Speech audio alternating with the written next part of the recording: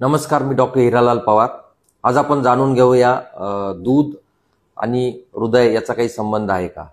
भारतामध्ये आपल्या सगळ्यांना माहिती आहे की बरेचसे लोक दूध पितात आणि आपल्या एक डे टू डे लाईफचा दूध हा एक अविभाज्य भाग आहे। आणि आपल्याला माहिती आहे की दुधामध्ये बऱ्यापैकी विटॅमिन्स, कॅल्शियम, मॅग्नेशियम, प्रोटीन्स हे मोठ्या प्रमाणात असतं।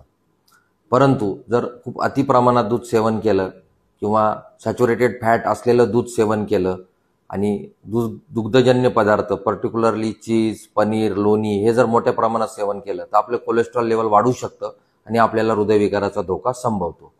तर थोडक्यात दूध सेवन करायला पाहिजे तर करू शकतो। किती प्रमाणात? साधारणतः आपण 1 कप 1.5 कप दूध घेऊ शकतो। घेताना आपल्याला 2 गोष्टी पाळायच्या आहेत। आपल्याला ते स्किम मिल्क म्हणजे लो फॅट कंटेंट वाला दूध म्हणजे उकळून साय काढून 2 वेळेस गरम करून त्याची साय काढून ते आपण कप 1.5 कप दूध घेऊ शकतो। घेताना त्याच्यामध्ये कुठलीही ॲडेड शुगर ॲड करू नका, कारण त्याच्याने परत आपली शुगर्स वाढतात।